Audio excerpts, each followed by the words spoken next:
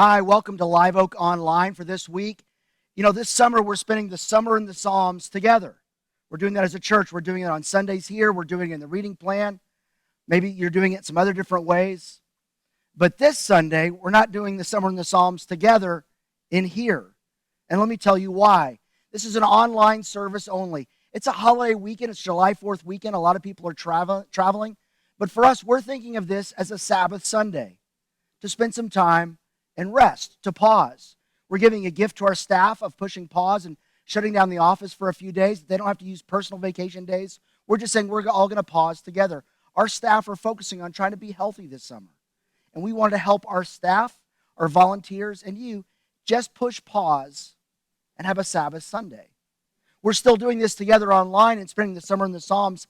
And today's psalm is very relevant for this whole idea of pushing pause, of taking a rest. Psalm 127, all the song of ascents are pilgrim songs. We're living as pilgrims. We're on a journey. God's leading us somewhere. We're followers of Jesus who are going where he's leading as he leads us to become more like him as disciples. Well, on this Song of Ascents, which was their playlist that they would listen to when they would journey to Jerusalem to go to different festivals several times a year, usually every Song of Ascent has that at the top. It gives us a clue. There's 15 of them. Psalm 120, Psalm 134. This one's Psalm 127. This one gives us a clue of who wrote it or who inspired it. It says, of Solomon. Solomon was David's son. Solomon was the wisest person. He asked for wisdom, and God gave it to him and made him the wisest person in the world. We read a lot of his truth in Proverbs. And this will actually sound a little bit like Proverbs. We read about him in Ecclesiastes. You're going to hear a little Ecclesiastes in this psalm. But in Psalm 127:1, as we live as pilgrims who are following Jesus as he leads us through this world is not my home. We're pilgrims going somewhere, following Jesus as disciples. This is the song they sang on their road trip as pilgrims. Unless the Lord builds the house, the builders labor in vain. Unless the Lord watches over the city, the guards stand watch in vain. In vain you rise early and stay up late, toiling for food to eat, for he grants sleep to those he loves. Children are a heritage from the Lord, offspring a reward from him. Like arrows in the hands of a warrior are children born in one's youth. Blessed is the man whose quiver is full of them. They will not be put to shame when they contend with their opponents in court. Seems kind of an interesting psalm, especially for a song of ascent. The very first part, verses 1 and 2, feels very different than verses 3 through 5. I don't know why. It just does. And this is a song they would sing. And let me tell you a little bit what's here. I think that it was important to them that might be important to you. In Psalm 127:1, there's two key words, unless. Unless. Or we could say if. If. It's a conditional thing. If this doesn't happen, then this doesn't happen. It's an if-then kind of sentiment. Unless these two things happen. Unless the Lord builds the house, the builders labor in vain. Unless the Lord watches over the city, the guards stand watch in vain. I want God doing these things in my life. I want him building something. As a pilgrim, as a disciple, as he leads me, I want him watching over me on the journey. And it says, this is very important, it says, if God doesn't do this, it's not going to happen. We have limits. We can do everything possible. But unless God does it, it's not going to happen.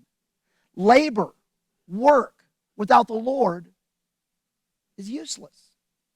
I mean, we can get some return, we can get some wages, we can see some progress, but ultimately, you will eventually in life bump into something that's bigger than you can handle. Things that you want to accomplish are bigger than you can accomplish on your own. So labor without the Lord is useless, and it's meaningless. And this sounds a lot like Proverbs. Proverbs are wisdom It's a wisdom book. And Solomon was a key contributor for Proverbs. It also sounds a little bit like Ecclesiastes, where he's reflecting at the end of his life on the times he didn't use wisdom. And he said this was true: unless the Lord builds the house, the builders labor in vain. In vain, in vain. It sounds a lot like the book of Ecclesiastes, which makes it sound a lot like Solomon was a part of this. So he says basically, involve God in your work. If God's not at work with you, you're going to hit limits. It's in vain.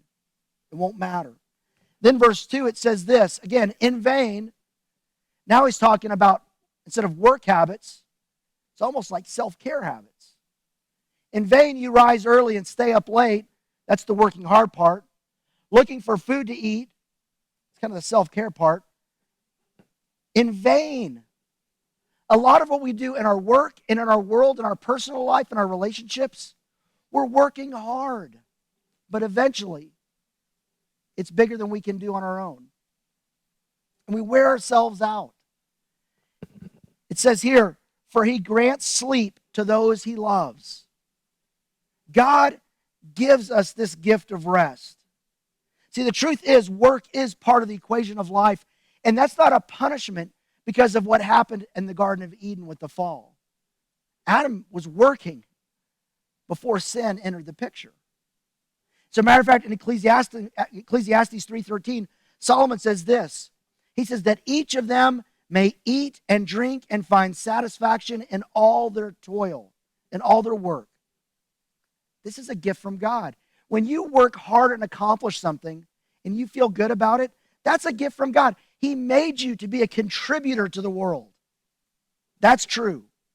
And you have something to contribute to the world and how you work. And ultimately, when you wear yourself out doing that, he'll give you rest. And if you don't look to him to give you rest, you will wear yourself out. It's not just about taking naps and eating right. It's about looking to the Lord. But work is a part of the equation of life. But so is rest. Both of them are part of the equation. And God's at the center of it all. God designed life to work where we contribute and we rest. We contribute and we rest. That's how he designed life to work. But he also designed life to work best, and really ultimately only, when we contribute and we rest and we put God at the center of our world, of our work, of our life, and of our family. Because then it shifts from this working and contributing, and you're trying to stand guard and protect yourself, and you're trying to build something. It's all in vain unless God's in it. Then it switches gears. All of a sudden, like it almost could be a completely different psalm. But it's not. Verse 3, children, he shifts to children and family. Children are a heritage from the Lord. Offspring, a reward from him. Like arrows in the hands of a warrior are children born in one's youth. Basically saying, God's given you this gift with children. If you're a parent, you're a grandparent, you have kids in your family, that's a gift from the Lord. It's also a responsibility from the Lord. He's given you something that he wants you to take and use and develop and make the most of. It's a responsibility. You know, this psalm was probably sung on a road trip that families were taking that you may be very familiar with. There's a story about Jesus when he was young, 12 years old, that it says in Luke chapter 2 that Mary and Joseph had gone to Jerusalem for the feast of the Passover. So they're on a journey to Jerusalem. They're on the ascent. They're pilgrims going to Jerusalem with their kids in tow. And a 12-year-old Jesus travels up with them, and they're singing this song as they go. And the song's the story about Jesus might be familiar to some of you, because what happened is when the road trip pulled out to go back, they leave Jerusalem, they're heading back home, and they had gone for a full day's journey toward home. There was a lot of time to sing these songs on the playlist. They were days into the journey home. And they get to the Buc-ee's and they turn around and they're looking for each other or their kids, and They're doing a head count before they pull out. You go, hey, where's Jesus? No one knows where Jesus is. Well, it turns out he had stayed behind to stay in the temple and talk with the teachers. And he amazed them. They were impressed. And he said, where else would I be except in God's house, talking God's truth? And then they go back and get Jesus, and he says that, and then they're on their way home. And it says after that, we get this little comment about Jesus. In the Gospels, we don't see him again until he shows up to start doing his earthly ministry, which was in his 30s. So almost 20 years later, there's this gap. And it says, in that time, here's what it says of Jesus. And Jesus, 12-year-old Jesus growing up after this moment, Jesus grew in wisdom and stature and in favor with God and man. He grew, he developed. See, children are a gift from the Lord. They're part of your heritage. They're a responsibility. They're a reward. Sometimes they're a challenge. It's an opportunity. An opportunity to invest in them. And you're blessed when you have them. You're blessed with the gift of them, the responsibility. But it's this opportunity to help them grow in wisdom and in stature, health, favor with God and man, relationship with God and others. When we are given children as a gift, what a great responsibility we have to invest in the next generation, whether they're my kids or somebody else's kids. It's a priority. So much so that as they're singing, they're reminding themselves out. Maybe because, and if you've ever been on a road trip with kids, at some point in the journey, you're wondering, is this really a reward, or am I getting fined or cursed for something? I mean, this is, my kids are a challenge right now. You've got to be reminded regularly. They're a gift. You're blessed to have them. And it's blessed with the opportunity to invest in your kids or invest in somebody else's kids, the next generation, with that goal that they would grow in their wisdom, in their health, in their favor and their love for and love from God and others. It's our great responsibility that they have this song that they're reminding each other that kids are this gift from the Lord. But these seem like two very different songs. At the beginning, it's you work in vain. Unless the Lord builds the house, it's not going to work. Unless the Lord guards the city, you can't defend it. Ultimately, something's going to come along. It feels like it's two different psalms, but what if they're not? Because if you go back to verse 1, unless the Lord builds the house, the builders labor in vain. You know, it feels to me like this might just be a metaphor. Unless God builds it, it's not going to stay standing. It's Matthew 7 about building your house on the rock. Unless you build your house on God's wisdom, eventually a storm's going to come on and knocks it over. But what if it really does mean your household? What if you applied this to your house, to the kids in your house, or the kids in your sphere of influence? If you're a small group leader, or a grandparent, or a friend, or a coach, or a teacher, or someone who wants to invest in the next generation, which at Live Oak, we believe that's all of our responsibility. What if we understood that our ability, our opportunity, our responsibility to invest in the next generation, unless I involve God in that with me, it's not going to last like it could. It won't send out the ripple like it could. It won't stand like it could. I need God's help in investing in the next generation, whether it's my kids or yours or someone else's.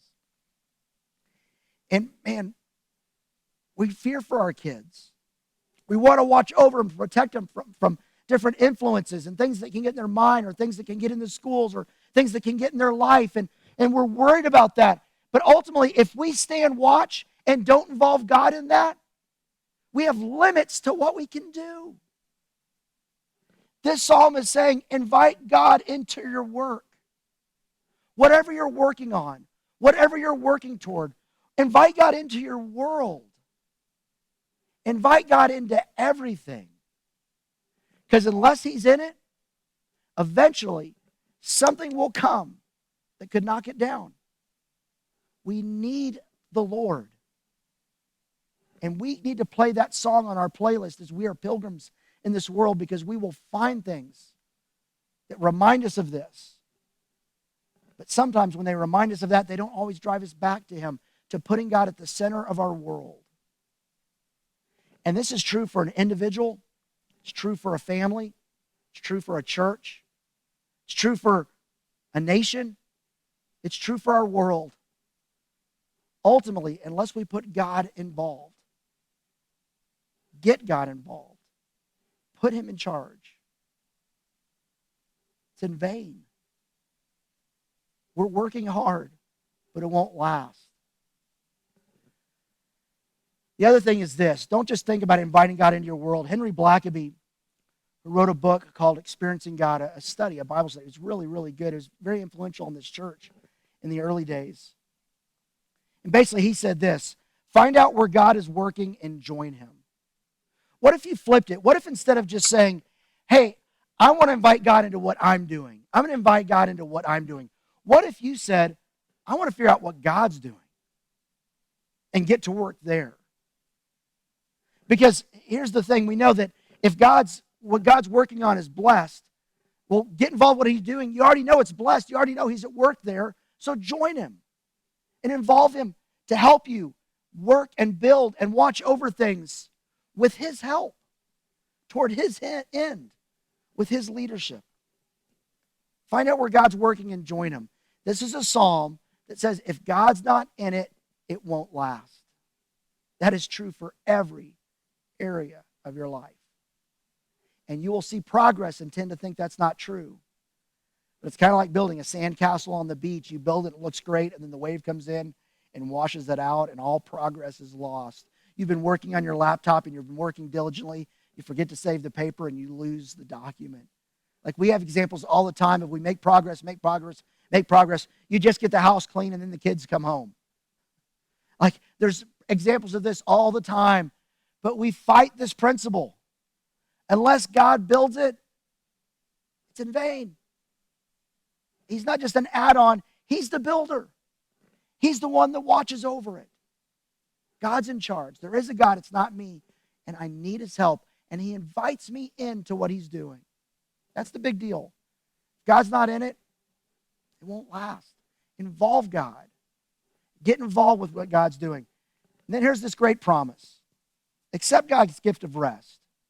In vain you rise early and stay up late, toiling for food to eat. We work hard, we work hard, we work hard. It doesn't give us the return we need fully unless we accept God's gift of rest. God doesn't want to make you just simply productive. He wants to make you healthy so you can be productive. And there are these rhythms of what they would do, and they would travel to Jerusalem and sing these songs. We're going on this journey, a spiritual journey. They had a spiritual rhythm. They had family rhythms. They had work rhythms. They had rest rhythms. And that's not a design flaw. That's by design. Because when you stop and rest, when he gives you sleep, you're not doing anything while you rest. You're saying, God, I trust you to keep things going. I'm going to go to sleep and trust the world's in your hands and it's in good hands. I trust you to do that. Rest is a gift from God. So accept God's gift of rest. Work hard with God's help. Get involved with what God's doing. But then rest. Rest physically, rest in his love, rest in his grace. Trust him with the results. Ultimately, what I think this song is saying is there's a God at work in this world. Trust him. Lay down and rest. Trust him with your family. Trust him with the future. But ultimately, we live in a world that is working hard in vain, standing guard in vain, because we've not put God at the center of our life. I can't make everyone in the world do that, but I can in my world. You can in yours. And it makes a difference. So this weekend, take a pause and rest and understand that God's got it. Even when it's not okay, accept his gift of grace. And then when you get to work on something, get God involved with it. Not just to get the task done, but because when God's involved, he's working on you, helping you become the disciple, the person he designed you to be and created you to be. This week, you're going to continue to spend the summer in the Psalms. You can find our reading plan on the app, website, or digital bulletin. Go to Sunday Resources. Look for our reading plan. We have a different psalm you're reading every day this week. Tomorrow, it's Psalm 42. It's July 4th. Enjoy your holiday. Psalm 42. The next 2 days, July 5th and July 6th, you're reading 2 songs of ascents. Psalm 128, Psalm 129. Read and reflect on it. Make observations, and then make an application. We're not going to talk about those on a Sunday, but you investigate it and talk about it with somebody. And I'd love to hear what you find out if you investigate and invest in Psalm 128, 29, and try to read and reflect on that. I'd love to hear what you have to say. Then the rest of the week, it's Psalm 43, 44, Psalm 45, and then next Sunday, I'll be teaching on Psalm 130. And I want you to pre-read it if you can, but you don't have to. But pre-read it before that Sunday, so when we show up, you've already thought about what we're going to talk about in Psalm 130, the next Song of Ascent. But the next 2 songs of ascents, you're reading it. Engage with the Lord and His Word and see what He has for you in those songs of ascents. Next week, we'll be back, continuing the song, Summer in the Psalms, Songs of Ascents, and we'll be back to our normal times, 9:30 a.m. and 11 a.m. here in person, as well as being online. I hope you'll join us here in person, and I hope you have a great weekend. God gives rest to those He loves. He loves you. Get some rest and involve God in the work you're doing and get involved in God's work. Have a great week.